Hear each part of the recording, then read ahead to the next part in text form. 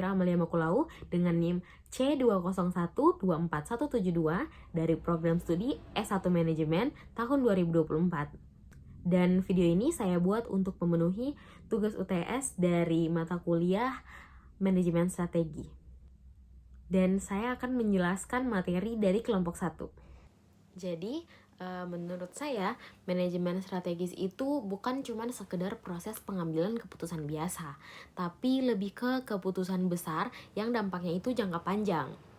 Nah, kalau dilihat lebih dalam, manajemen strategis itu sebenarnya penting sekali karena dunia bisnis sekarang itu kan lebih cepat berubah. Jadi, kalau organisasi itu tidak punya strategi yang jelas, tentunya bisa kalah saing atau bahkan gagal bertahan di era bisnis sekarang. Nah, selanjutnya ada tahapan manajemen strategi. Yang pertama ada penentuan visi dan misi. Nah, di tahap ini itu organisasi harus menentukan tujuan utamanya dulu. Mau jadi apa ke depannya, terus bagaimana cara mencapai tujuan tersebut. Tapi sebenarnya organisasi ini bukan cuman asal bikin tujuan harusnya, tapi mereka tuh bikin tujuan itu harus realistis dan relevan sama kondisi sekarang. Selanjutnya tahap yang kedua yaitu analisis lingkungan eksternal. Di tahap ini, organisasi itu harus melihat kondisi di luar, misalkan ada peluang apa atau ada ancaman apa dari luar, misalkan seperti pesaing, kondisi ekonomi, dan teknologi. Tapi sebenarnya tidak cukup hanya untuk melihat ancaman atau peluang, tapi mereka juga harus paham tren di luaran itu. Misalkan sekarang itu kan eranya digital, jadi kalau perusahaan itu tidak bisa beradaptasi, maka tentunya perusahaan itu bisa tertinggal. Jadi tahap yang ketiga yaitu analisis lingkungan internal. Nah, kalau di tahap ini tuh fokusnya harus ke dalam perusahaan. Perusahaan itu harus lihat apakah mereka punya kelebihan atau kekurangan, misalkan dari segi karyawan atau keuangannya atau fasilitasnya yang ada di dalam perusahaan itu. Terus mereka itu juga harus bisa melihat apakah sumber daya yang mereka miliki itu bisa bersaing atau tidak gitu. Nah, terus yang keempat ada perumusan strategi. Nah, setelah tahu kondisi luar dan dalam perusahaan tadi, barulah perusahaan ini tuh harus menyusun strategi. Tapi strateginya itu bukan yang disusun itu bukan yang keren-kerenan gitu, tapi kira-kira strategi apa yang cocok dengan organisasinya saat ini begitu. Nah, selanjutnya tahap yang kelima itu ada implementasi strategi. Jadi, strategi yang sudah dibuat tadi itu sudah mulai dijalankan di tahap ini. Jadi, bukan hanya direncanakan saja strategi-strategi itu, tapi betul-betul dilakukan dalam kegiatan sehari-hari. Tapi sebenarnya banyak organisasi yang gagal di sini karena strateginya itu sebenarnya bagus, tapi implementasinya mereka yang kurang maksimal. Biasanya masalahnya itu ada di SDM, komunikasi, atau manajemennya. Nah, selanjutnya tahap yang keenam atau yang terakhir itu ada evaluasi dan pengendalian. Jadi di tahap terakhir ini tuh dicek apakah strategi tadi itu berhasil atau tidak. Jadi kalau ada yang kurang itu diperbaiki supaya kedepannya perusahaan ini bisa lebih baik. Nah, selanjutnya saya akan menjelaskan materi dari kelompok 2. Menurut saya, lingkungan internal itu adalah semua hal yang ada di dalam organisasi yang masih bisa dikendalikan oleh organisasi atau perusahaan itu sendiri. Jadi ini tuh mencakup kondisi, sumber daya, dan kemampuan yang dimiliki organisasi. Seperti karyawan kah, atau keuangan, fasilitas, dan sistem kerjanya. Lalu semua hal itu sebenarnya penting karena bisa jadi kekuatan atau justru kelemahan bagi organisasi. Jadi harus diperhatikan baik-baik. Selanjutnya saya akan bahas tentang research based view. Jadi research based view ini adalah teori yang menjelaskan kalau sebuah perusahaan itu bisa unggul dalam persaingan karena memanfaatkan sumber daya yang dimilikinya dengan baik. Jadi kekuatan utama dari perusahaan itu adalah sebenarnya itu dari dalam perusahaan itu sendiri. Nah, selanjutnya sumber daya itu terbagi menjadi dua. Yang pertama itu ada tangible atau berwujud.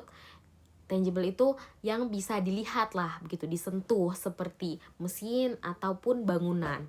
Nah, tapi yang kedua itu ada intangible atau tidak berwujud. Jadi kalau intangible ini yang tidak kelihatan tapi sebenarnya itu dia penting sekali untuk perusahaan. Misalkan soft skill dari karyawannya, atau budaya perusahaan, reputasi perusahaan, dan cara berpikir dari anggota-anggota di dalam perusahaan tersebut. Nah, yang terakhir dari kelompok 2 saya akan membahas tentang kompetensi inti. Jadi kompetensi inti itu adalah kemampuan utama yang jadi kekuatan sebuah perusahaan. Jadi perusahaan ini tuh terbentuk dari gabungan sumber daya dan kemampuan yang dimiliki perusahaan. Jadi mereka bukan cuma punya sumber dayanya saja, tapi bagaimana semua itu digabung dan dimanfaatkan dengan baik sampai jadi keunggulan dibanding pesaing.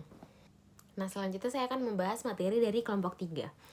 Jadi lingkungan bisnis itu adalah semua hal yang bisa mempengaruhi kegiatan perusahaan dalam menjalankan usahanya.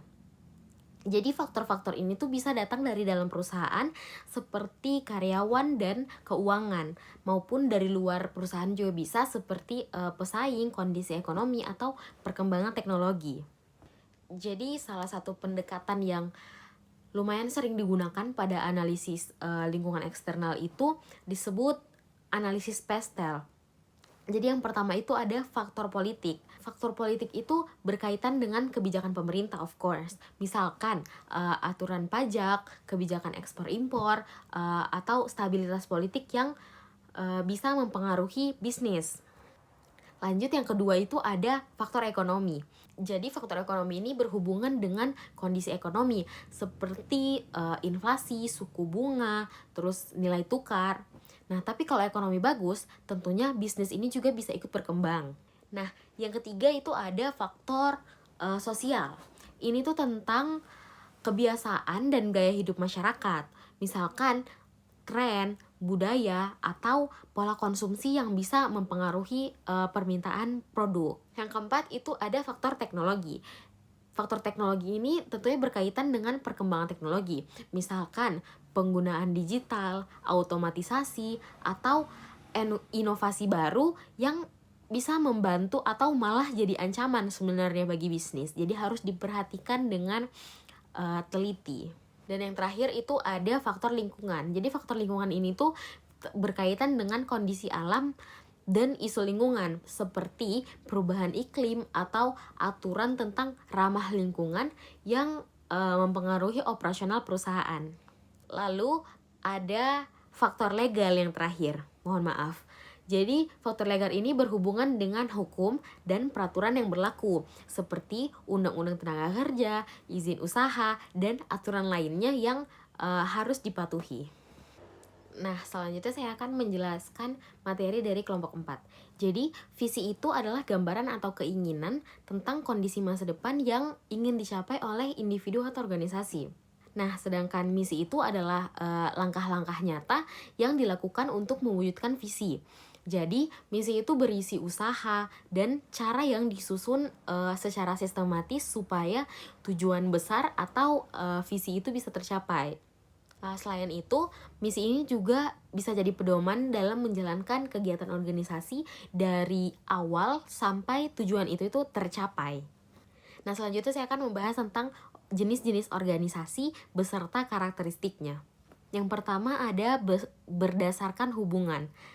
Berdasarkan hubungan ini terbagi jadi 2. Yang pertama ada formal dan informal. Jadi kalau yang formal itu berarti organisasi itu punya aturan yang jelas, struktur resmi, dan juga pembagian tugas yang teratur. Tetapi kalau yang informal itu berarti hubungan organisasinya itu terbentuk secara alami. Misalkan dari pertemuan antar pertemanan yang memang informal begitu. Selanjutnya yang kedua itu ada berdasarkan struktur. Jadi berdasarkan struktur yang pertama itu ada lini. Lini itu adalah hubungan langsung dari atasan ke bawahan.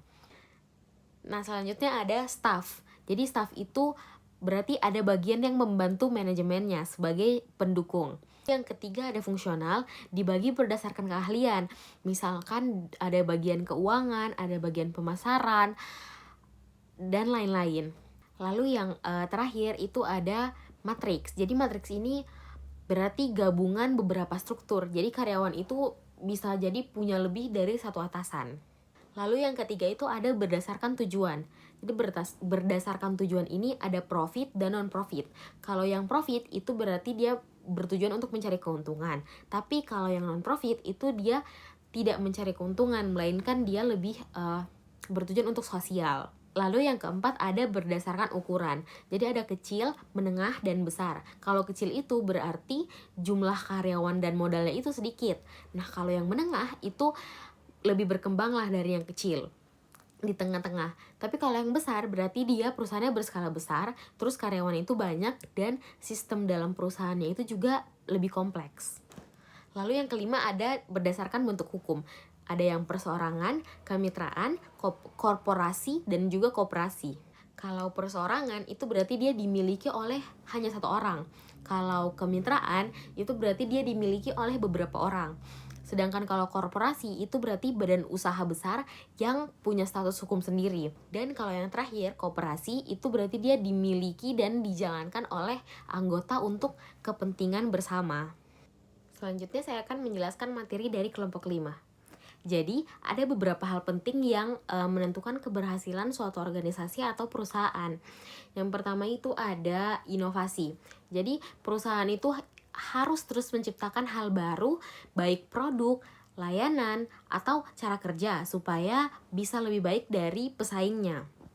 Lalu, yang kedua itu ada fleksibilitas strategi. Jadi, fleksibilitas strategi ini strategi yang dibuat itu harus bisa menyesuaikan dengan kondisi pasar. Jadi kalau misalkan situasinya berubah, perusahaan itu juga harus cepat beradaptasi dengan situasi pasar yang berubah itu. Lalu yang ketiga itu ada keterlibatan pemangku kepentingan. Jadi perusahaan itu perlu juga menjaga hubungan baik dengan pihak-pihak tertentu seperti pelanggan, karyawan, ataupun investor, supaya perusahaan ini tuh juga dapat kepercayaan dari pihak-pihak tersebut. Yang keempat itu ada kompetensi budaya. Jadi perusahaan ini harus paham perbedaan budaya, apalagi kalau beroperasi di berbagai daerah ataupun negara asing, supaya perusahaannya itu tidak salah mengambil langkah.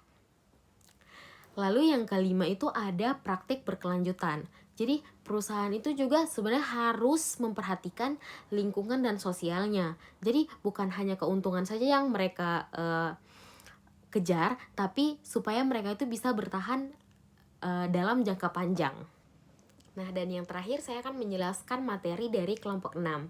Jadi, diferensiasi produk itu adalah strategi di mana perusahaan ini membuat produknya itu berbeda dari pesaing, supaya produknya ini bisa punya ciri khas tersendiri.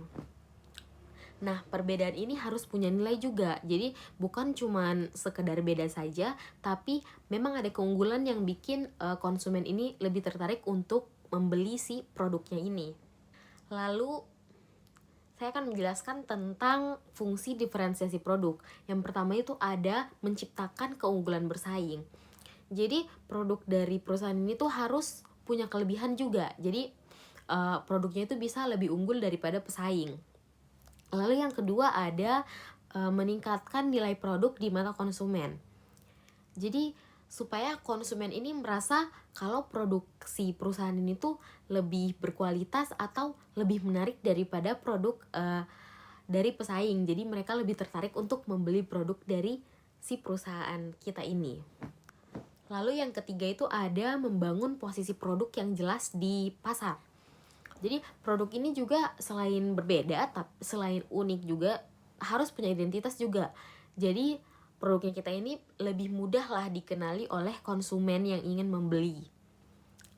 Lalu yang keempat itu ada meningkatkan loyalitas pelanggan. Jadi kalau konsumen itu suka dengan produknya kita, maka tentunya mereka itu akan membeli terus produk itu. Jadi kayak menjadi pelanggan dan repeat order terus si pelanggan ini. Lalu yang kelima ada mengurangi sensitivitas terhadap harga. Jadi konsumen itu sudah tidak terlalu fokus lagi terhadap harga, karena mereka itu lebih melihat nilai dari si produknya ini. Jadi mereka lebih tertarik tanpa memikirkan harga. Lalu yang selanjutnya itu ada mendukung penerapan strategi fokus. Jadi perusahaan ini bisa lebih fokus lagi ke segmen pasar tertentu. Selanjutnya ada meningkatkan citra dan reputasi perusahaan. Jadi produk yang unik itu tentunya bisa bikin nama perusahaannya itu jadi lebih baik dan lebih dikenal oleh masyarakat ataupun konsumen gitu. Selanjutnya ada menciptakan hambatan bagi pesaing.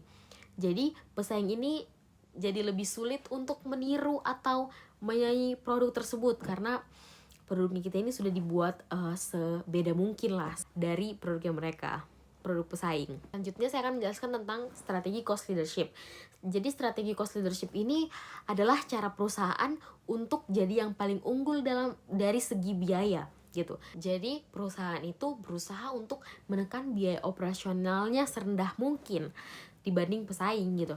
Jadi dengan biaya yang lebih rendah dari pesaing itu, perusahaan ini bisa menjual produk dengan harga yang lebih murah dan juga tetap mendapatkan keuntungan yang lebih besar. Baik, sekian dari saya. Mohon maaf bila ada kesalahan. Wabillahi taufiq wal hidayah. Wassalamualaikum warahmatullahi wabarakatuh.